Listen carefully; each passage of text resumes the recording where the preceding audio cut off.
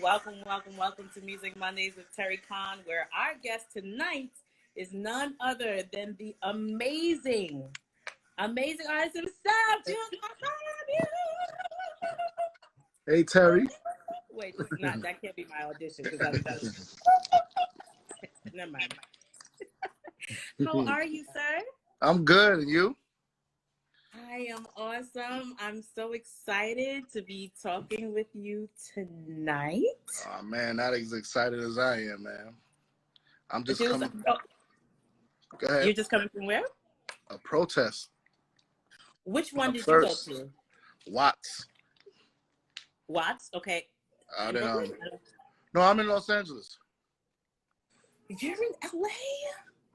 That's dope. We're gonna talk about all of that. But I'm glad that you were able to go protest. That's on my list of things to talk about too. We thought we were dealing with one pandemic and we quickly, unexpectedly moved to another one.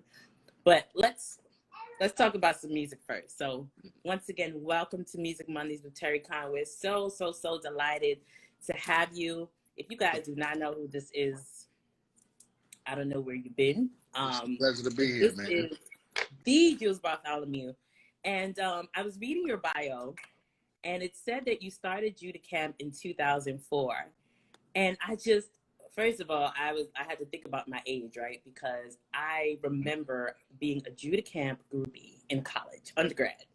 I mean, every concert, Judah, we were, I just said before you got on, I said, before there was that trick for me, I'm sorry, there was Judah Camp. That clapping, the jumping, that wasn't new to us. We were just experiencing it with you.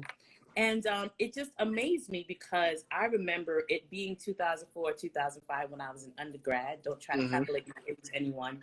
But to me, you guys were so huge already. So I'm anxious to know how you got your start in the music industry and how Judah Camp came about and how you guys just blew up like that. That's like 3 questions in one, I know. So we want to take it back to the beginning.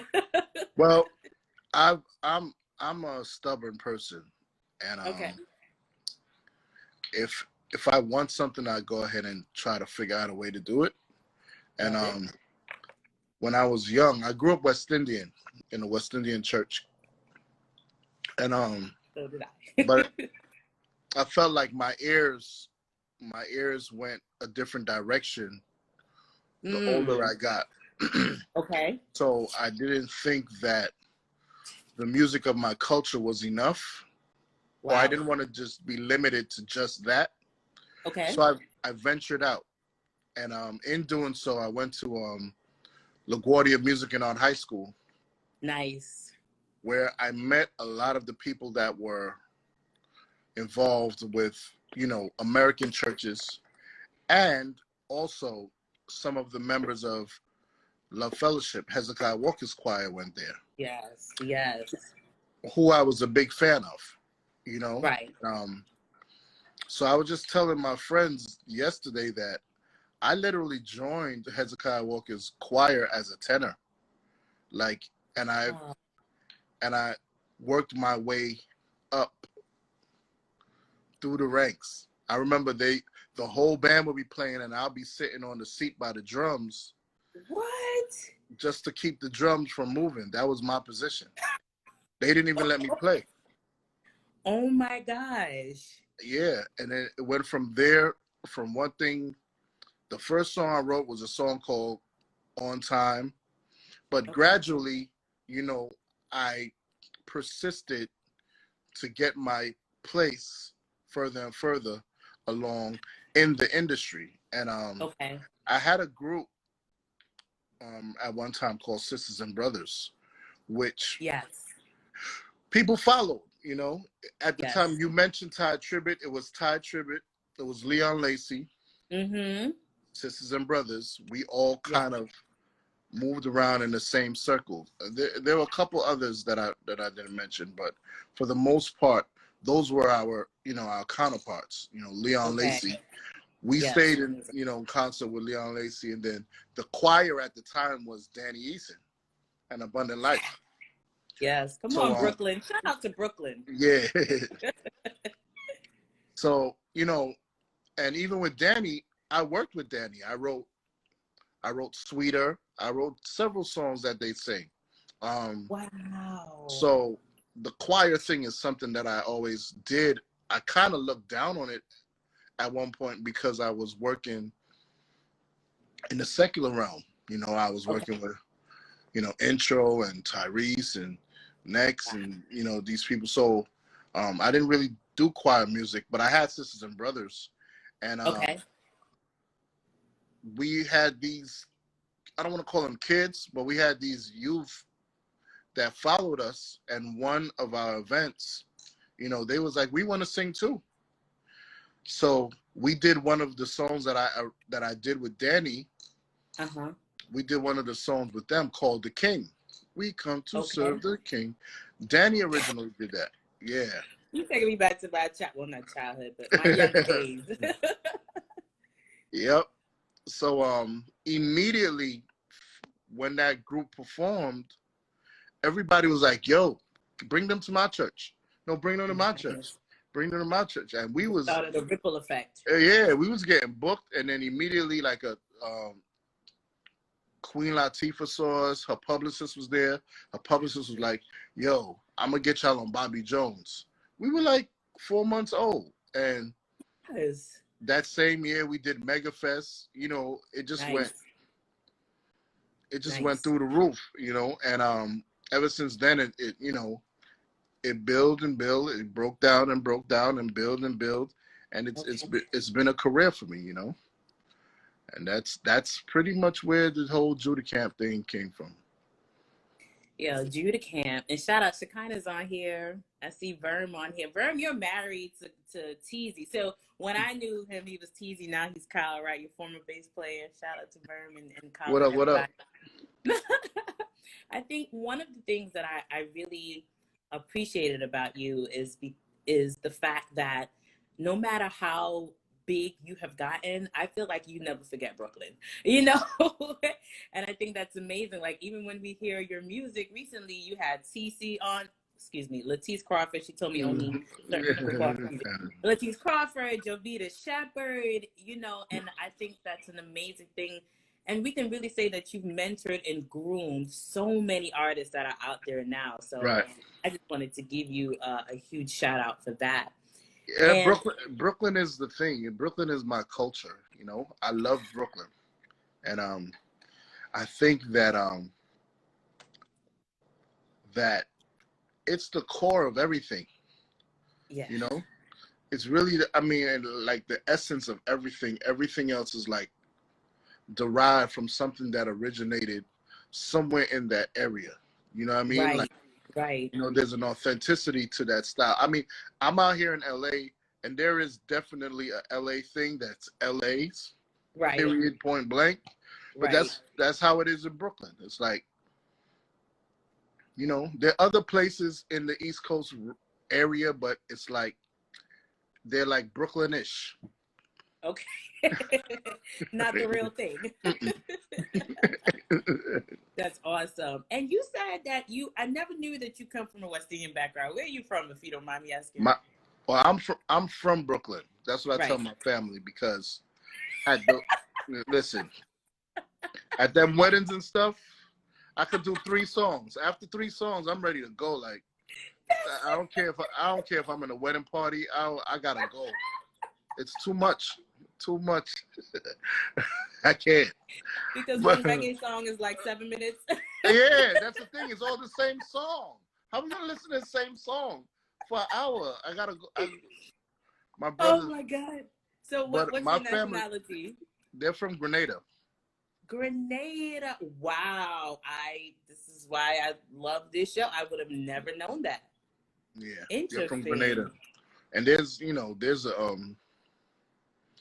there are a lot of things that come with that, I know. Yeah. We are, as West Indians, we're candid. We don't sugarcoat anything. Everything Especially is just the older ones. And I've been dealing with some things in regards to myself, and I realized that there's a culture difference. You know what I mean? Yeah. Mm-hmm. The fact that I don't filter things out has caused some issues in my life. I'm sure. Because, the American way is a lot more filtered than, yeah. My father would just tell you. Without thinking about it? Without thinking about it. It just is what it is. Point blank, period. And move on. I love you, though. Right. I love you, but you're fat. I'm telling you, I promise you, there's no other way he's going to say it. But my thing with West Indians, because my mother is from Guyana. And I grew up in, my father was from Ghana. My mother's from Guyana.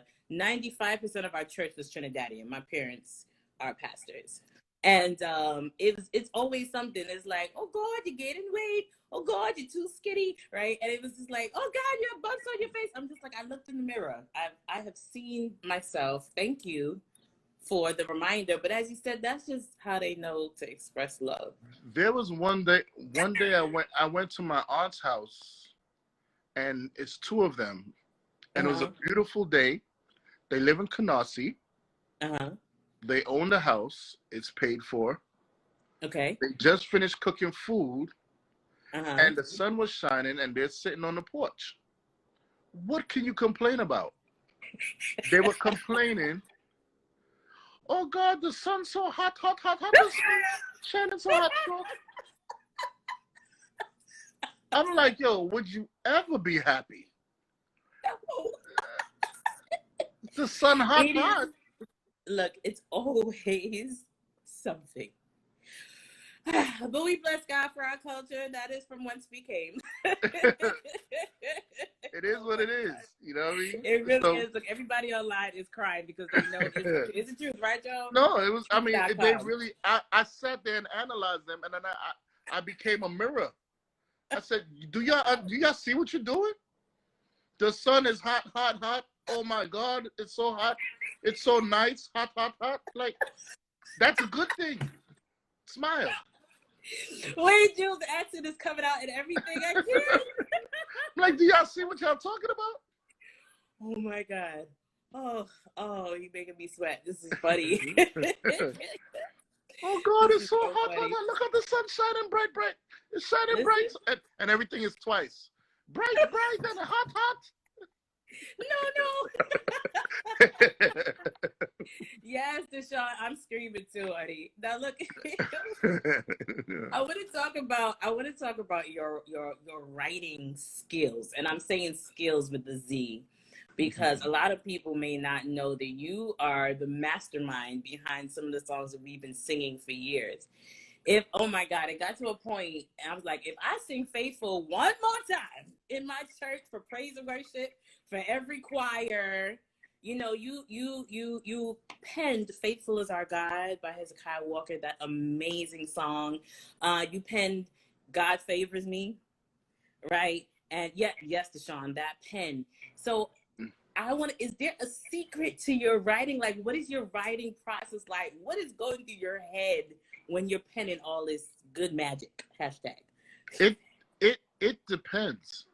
Okay. Sometimes it's the music. Okay. Sometimes I get inspired by something that I'm playing. And sometimes it's a message that I want to say. I have to figure out how I'm going to say it. Okay. Like right now, in this time, I'm looking at, again, I'm West Indian. So I try to keep everything look at everything from a realistic perspective. And I'm looking at everybody's riding in their cars talking about, we had enough. We not gonna take no more of this. And I'm like, bro, you in a Benz talking about we had enough. You're not even on the streets right now. What are you doing? Wow. Like, so true. For me, I gotta be careful because there's a lot of capping on the gram. There's a lot of capping on social media. Like people want you to see their representative. And of course. I said, man, let me really do something. So I wrote a song called I Can't Breathe. But at the end of the day, it wasn't really about the music. It was just about me being able to express what I got to say. The So moment, yeah. I don't Wow.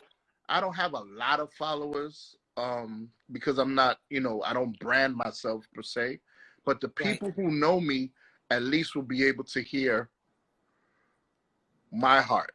You know what I'm saying? And I'm I seeing literally online. My computer is right here. Is that out yet? I can't remember. no, I'm actually with an amazing videographer. I'm at her house right now. We're actually Oh, working on it. So okay. we got footage from the protest, and Protest. we're gonna put it all together. By the end of this week, it should be out. You know what I mean? Because I wanna get it in the, and it's not gonna be something that you gotta pay money for. I don't know.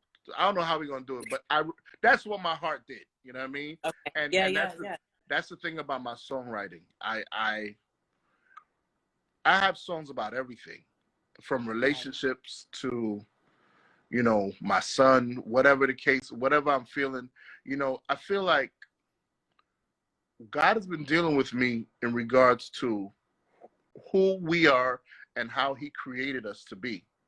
And I Ooh. think that it's anticlimactic for us to be able to sit in the church with 1,000 Mm, people mm. and let one man with one point of view dictate to us how to govern our lives Mm. when we are all so different. Wow. I'm a songwriter. You may be a fighter. Right. My father, God speaks to him through dreams. Mm. He speaks to me sometimes in the bathroom. Right. So for any one person to be able to look at us and tell us this is the key to life, it could only be from a generic perspective and only from what the Bible says. Wow. But you Right. can't tell me to pay attention to my dreams when God speaks to me through visions. Differently. Wow. And Wow. the reason I believe God did that is so that we get to a place where we know him for ourselves. That's good. Study to show yourself approved before Approved. God. Mm-hmm. You know what I'm Mm-hmm. saying? So Mm-hmm. otherwise we could have the next man's manual. But you gotta call your podcast what you call it, because you can't Right. call it what the next person call it because it's theirs. It's already done. It's already Right. done. Right. Yeah. So Yeah. my gift is songwriting, and we're like X-Men. That's my weapon of choice. Right. I love So it. so I write that song, and it says the message. You know, my brother was on here earlier talking about the best song he've ever heard was "It's Not Enough," Oh, and we're gonna talk about that song. so that was just my statement. That was just my. Right. That's what came out at that time. It wasn't for nobody but me and God. But I knew what's from the heart reaches the heart. And if you can Yeah. witness me, if you can witness me in the true essence of a worship moment, Mm. then it's going to captivate you. Right. Because it's true. Authenticity. It's authentic. It's authentic. We've been talking a lot. I've interviewed quite a few praise and worship leaders, psalmists, previously, and that word kept coming up because even though you're a praise and worship leader, you're in the industry, so there is an artist side to it. But you can feel the difference, and people will know if you are a fraud or not. You know what I'm saying? Based on what like you just know when somebody has gone through something and they're singing this song, or somebody is just performing, right? And I think Right. I hope that you do know your impact. You know, someone, I just want to scroll up, J. Coy Design said your song stopped him from committing suicide. No, wait a minute. Really? Just scroll up a little bit. All right, we just had to stop. I saw it, but I wanted to wait until we pause for a second. J. Coy Design, God bless you. I'm assuming Wow. you're a man. I'm sorry. It says his song stopped me from committing suicide. Wow. So please know that your authenticity and everything that God has given to you is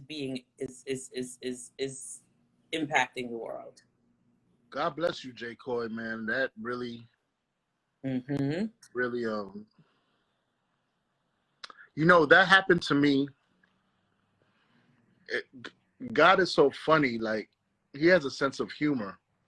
Because Yes. there was a time when I never claimed to be in the streets, but I always did the things the people in the streets did. You know what I'm saying? So my friends were doing their dirt, and, you know, we were all together, and I had to go get some liquor with one of my friends, one of his shorties. So I'm in the car, and my friend, you know, at the time, he was selling drugs or whatever. So he was the superstar in the group. Like, he was the guy that everybody's looking at. And, you know, in that world, the smaller I am, the better it is for me, because I don't want to be recognized as anything else. You know what I mean? Right. Mind you, this is 20 plus years ago, but I will never forget it, because the girl was riding with me, and she was like, well, how do you know so-and-so? And I told him, you know, we cool, we hang out, you know what I mean? We shop together, you know. I never said anything about church. I never said anything. She's asking me, trying to get to know me, you know, because we're riding in the car together. She's being cordial. So, and then she goes, well, what do you do? And I'm like, I'm doing music. At the time, I was working with Cannabis and Lost Boys and Intro, and, you know what I mean? So I'm mentioning all them names, and she was like, okay, that's cool. I said, and I do church music too. You know, she's like, oh yeah, what church? I said, well, I mentioned my church. At the time, nobody knew what church, my church that I went to. It was because it was a storefront. I said, but I used to play for Hezekiah Walker. I wrote a song called Calling My Name. I gave you the setup, right? So we're talking about drugs. We're talking about alcohol. We're talking about shorties. We're talking about sin. And then I happened to mention to this girl that I wrote Calling My Name. She busts out crying. Wow. She said the same thing J. Coy said. My God. She said, I was going to kill myself. Jesus. But that song, first of all, people call it How Many Times? They call it how, like, so she said, how many times? You know, that song, I heard the girl singing How Many Times. And shout out to Timothy Figueroa. And she decided that she wouldn't kill herself because God was still calling her name. Woo! When I tell you I turned that car around, dropped her back to her boyfriend, got in my car. I was like, all right, whatever, man. I ain't even mess with y'all. I can't even escape this thing if I tried. Even now, when you know, because I work with Lauryn Hill, you know what I mean? Yes. I would go back. I will go backstage and I'll hear somebody say, Jules, it's not enough. And I'm like, yeah. Not. Right. All right, cool. Oh, cool. God. But, you know, that's life. I mean, that's life.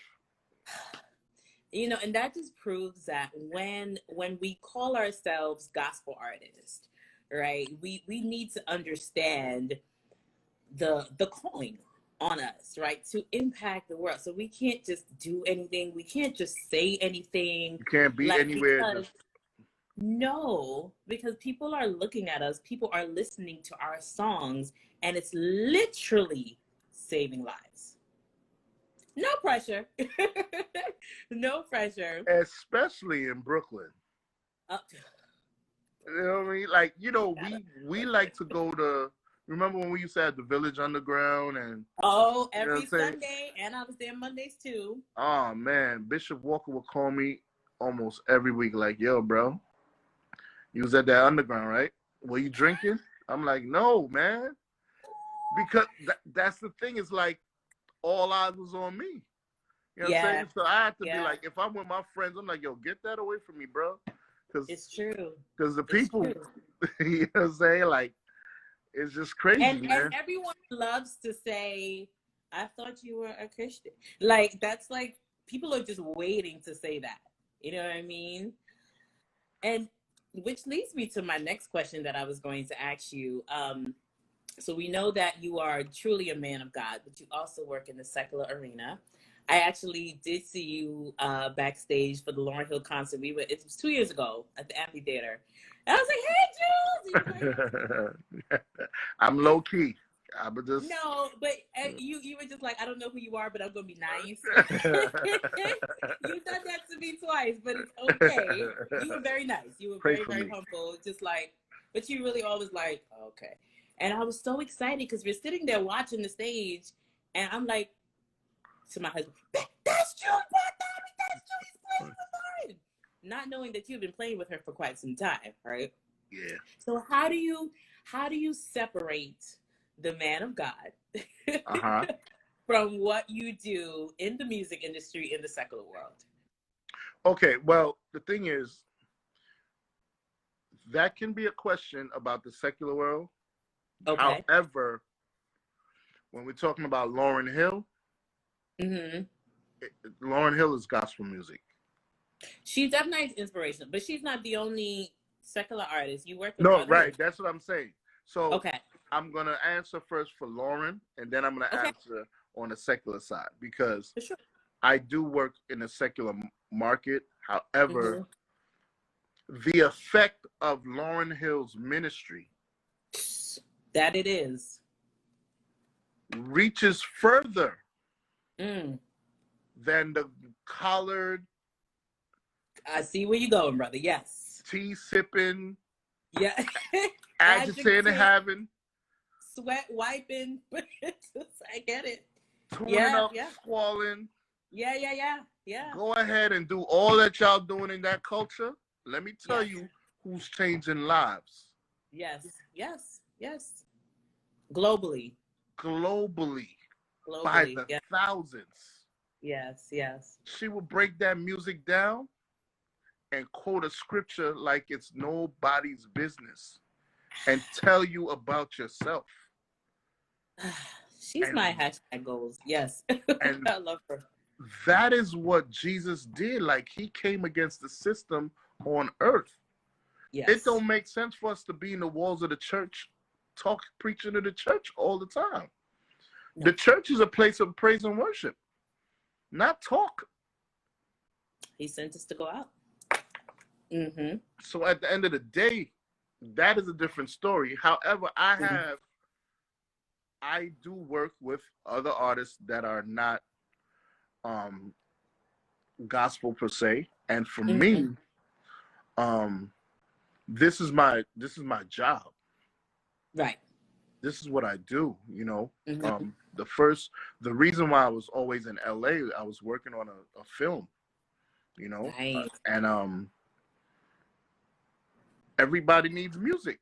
Everything needs music. If you have the ability to provide music, provide it. Right. My bishop taught me, and then Bishop Brown seconded, there are 3 types of music.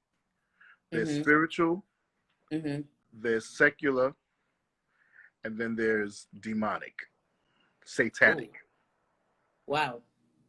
Now, you always think satanic would be where you're glorifying the works of the devil. Satan, right.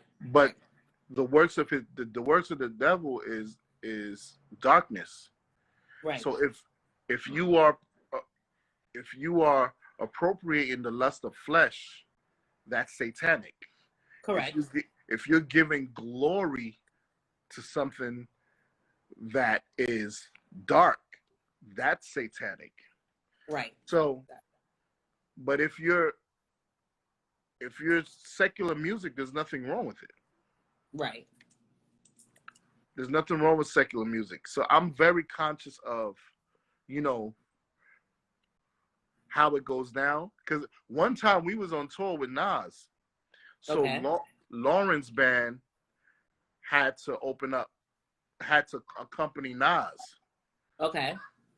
And I'm like, Lauren's lyrics are fine. Right, but some of these things this brother over here is saying. I mean, and I ain't going front. I did not protest. I did not go against the grain. But at the end of the day, it's like, you know, in my mind, I'm just working. But I'm conscious of someone that's looking to me, and I'm out here. Me being there, you seeing my face behind this artist is saying that I stand with them. You know what I mean? And Nas is crazy cool, but some of the things that he was talking about his past as a drug dealer, but he was glorifying it in some ways. You know what I mean? Right. And you know, and then the profanity is not necessarily something that's representative of who I am. So sometimes it gets a little difficult, it gets a little weird, it gets a little strange. You know what I mean? But you gotta know when to hold them and when to fold them. You know what I'm saying? There's been times where I would walk in the studio and to do a job, and I remember walking in the studio with a choir, and they gave the choir the lyrics, and the people in the choir was like, "Oh, I don't care how much they paying us. Not gonna work. We're not singing." And I'm like, "Let me see them lyrics." Oh, yeah, nah, we're not singing this. Oh, wow. We're not gonna sing it. Our mouth can't speak this. Right. Because the power of life and death is in the tongue. We are not gonna proclaim what's on this paper. Right. I'm so sorry. So you pick and choose which projects you want to work on based on, I guess, do you like look at who the artist is and kind of Google them? Yeah. Find it before your name is attached to it. Yeah.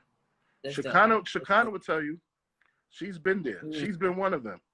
Right. Brother, look at these lyrics. Let me see. We will make you rewrite your song. Okay. Wow. You want this choir? You're gonna have to not say this because we can't say that. You gotta stand your ground. Because at the end of the day, again, it falls on. They're gonna look at you like that's who's quiet, right? Yeah. After you get your Grammy, what does that say about us? Like, we helped you. We projected this message. Wow. And just no, we can't do that. So what advice, and before I ask this question, I just want to see if you guys have a question, just hit that little question mark in the box and please post your questions there. We'll get to you guys in a second. I usually have a lot of independent artists that watch the interviews, the lives. So what advice do you have for us independent artists who are trying to make it into the industry? Especially as gospel. As gospel, well, let me before we get into the gospel side of it, okay, the business side of it has been the most troubling, confusing. I don't think we understand. Music is 20% of the journey. You can have the greatest song in the world, right? And you can sing it the greatest way, the greatest way. But people got to know who you are, right? People have to know who you are, and there are different ways of doing that. However, after the song is created, after you spent your last $40,000 on producing this amazing project, I know about it. You need another 50 to 60 to market it. Marketing, PR. Even if it's social media, it still has to be done. Their algorithms, their times, their things that you have to do in conjunction with artists that are similar to you. There are things that there are people that need to be, for a song to be on the radio, at bare minimum, you're looking at $1,000 to $1,500. Some people want as much as $4,500 a month per month to work your song. Per month. So if you're not gonna invest that kind of money into the post, right, after the beautiful song is created, you have wasted your money because it's not coming back. Wow. So people, especially now with streaming, right? It's not like CD sales before. You could at least make a little something. Well, the thing is, that's a misconception that people think. It bothers the independent artists or the undiscovered artists, but you don't see Taylor Swift complaining about streaming. Well, you don't see Justin Bieber complaining about streaming, right? Because billions of people listen. There are people that listen to them consistently that wasn't going to purchase their product. Gotcha. So they get to the people through the streaming. So what you have to, and this is why I say, you have to become something that people want. Any artist that tells you, I don't care what the people think, get away from them. Any minister that tells you, I don't care what the people think, get away from them. Right. They're not going to ever make it anywhere. Right. Wow. There used to be people, Shekinah would tell you, like, if you're in this choir, you can't just come looking any kind of way and say you represent us. Some of my members would tell you, I would check their Instagram. Wow. That's like, good. yo, you on the Parkway? You at Juve? you got a Long Island iced tea, and then he's a living God. Right. I'm not judging you. I'm just telling you, I'm not standing next to that. Because that's not the message that I worked very hard to keeping that out of the view of people. Right. You know what I'm saying? Like, this is not, because as a brand, it's confusing. Very much so. Very much so. It's confusing.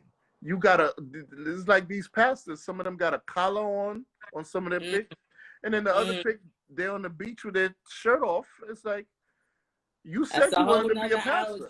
Let's not even go there. It's a whole nother hour. You said you wanted to be a pastor. I didn't tell you to be a pastor. Right. But my pastor you cannot do that. Put your shirt on, pastor. Yes. Sorry. And that's my personal preference. You know what I'm saying? That's how I feel about things. That's according to the Bible, though, but we won't get into that. You're right. There's nothing wrong with I don't like, because I done seen people take that Bible and make it do whatever they want it to do. You know what I mean? That's another hour too. I'm telling you, my pastor was going to have his shirt on. Mine. Right. That's all I'm saying. You trying to look sexy for Christ? I understand. But I get leery. I get uncomfortable. Right. So, you just got to be cognizant of what your message is. Very good. Yeah. Very good. So branding is key. Yeah. There's some people that get record deals without hearing a song. Just because, I have a friend that got a record deal because she sang on so many people's different projects. She didn't have to do a demo. Wow. The label was just like, yo, you ready to do a project? Yeah. Oh, boom. Wow. Here's some money. Let's go. Awesome. But she put herself out there lots of times. Even, you know what? The thing is, some people don't put themselves out there. Some people are just out there by nature. You know what I mean? There's some people that just have a thing. Right. Rich Talbert, I don't see, he don't brand himself. Right. But he is a brand. He is a brand because the anointing that's on him just amazing. automatically compels you to follow him. Indeed. Indeed. You know what I'm saying? Indeed. Certain people just have that. Naomi, Parchment. You just have that. Like He's not human. Yo, you just want to. I just want to know where you're gonna be. Right. When you come around, I just want to be where you are. You know what I mean? And that's what it was with. That's what it was with Ty. That's what it was with Ty. It's just like, yo, I just want to be where y'all gonna be. So it's not like they didn't have to hire a bunch of PR and do a lot of branding because but through osmosis, I know when it went down. Like I was at the Stella Awards, the after party where he killed. And once you kill in front of the industry, the right people, right?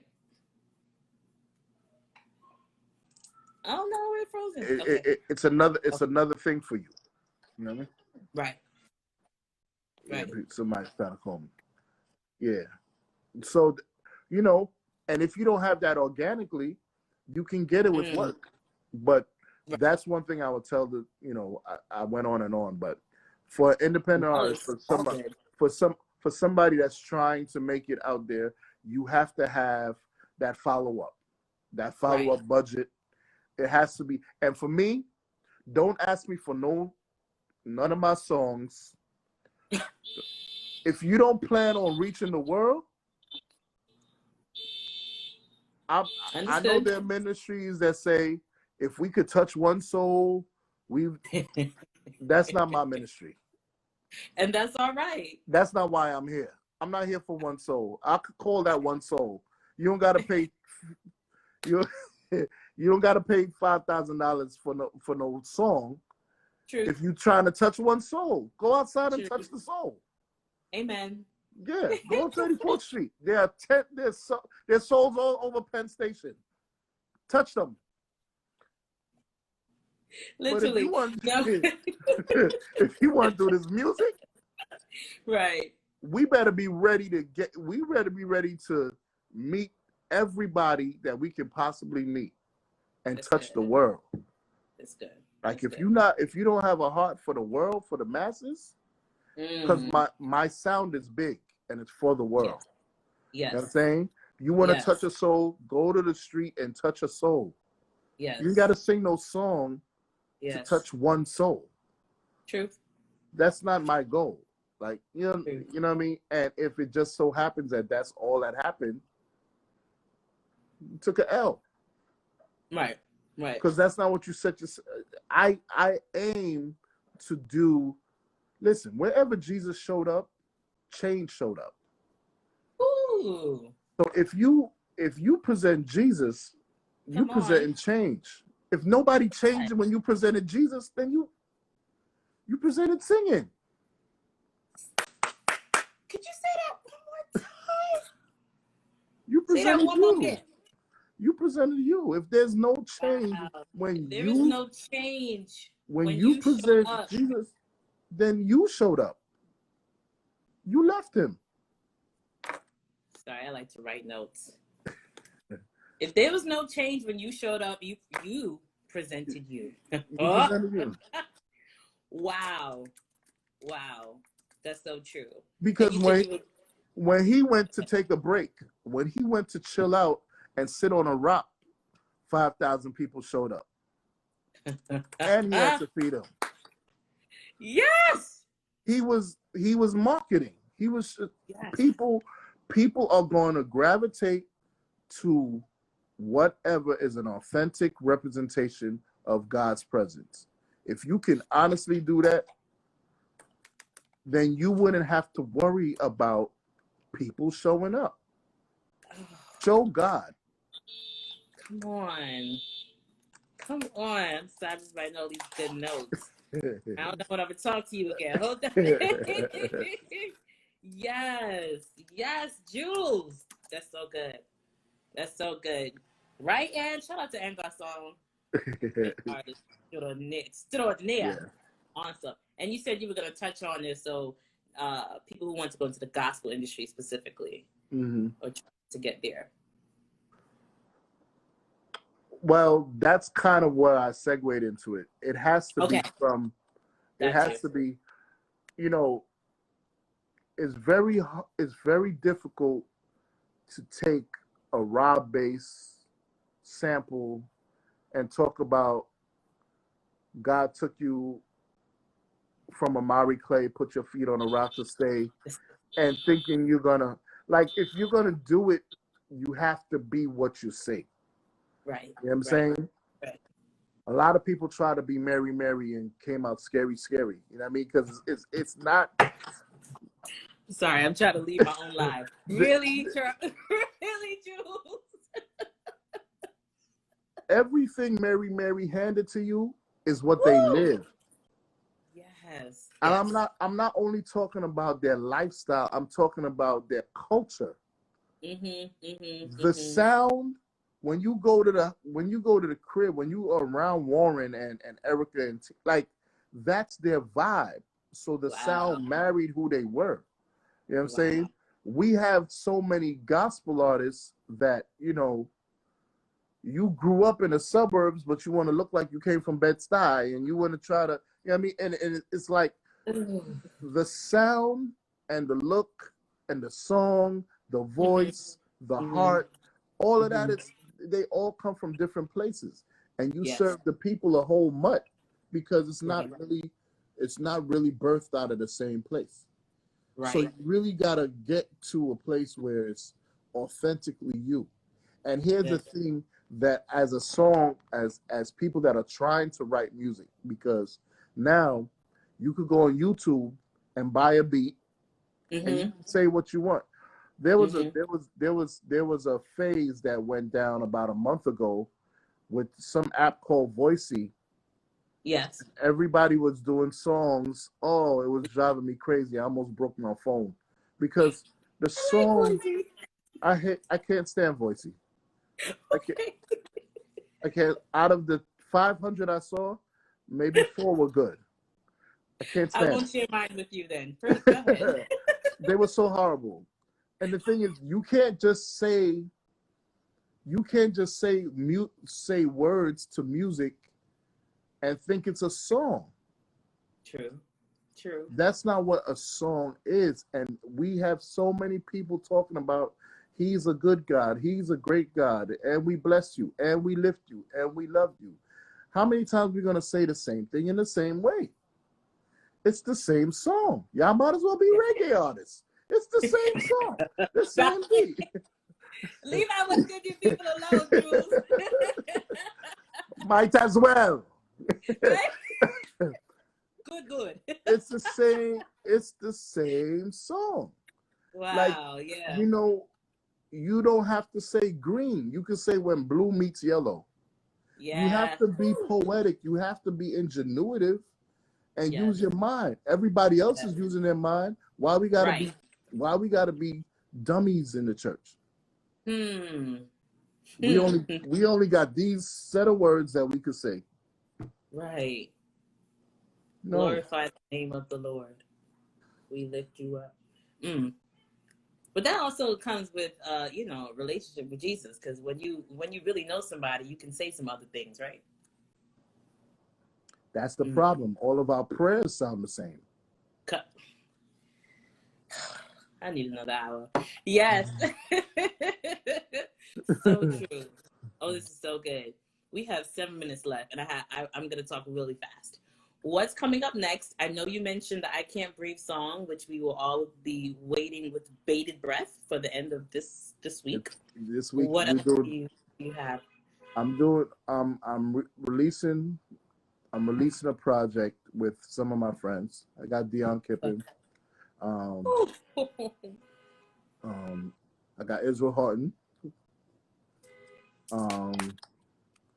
And some other surprises, but that's going to be in August. So that's going to be I never really officially released a Judah Camp record, right? And I'm going to do that, but this next project wouldn't be that. But at the top of the next year, Judah Camp is all over the record, but Okay. this is gonna at least set us up for the Judah Camp record.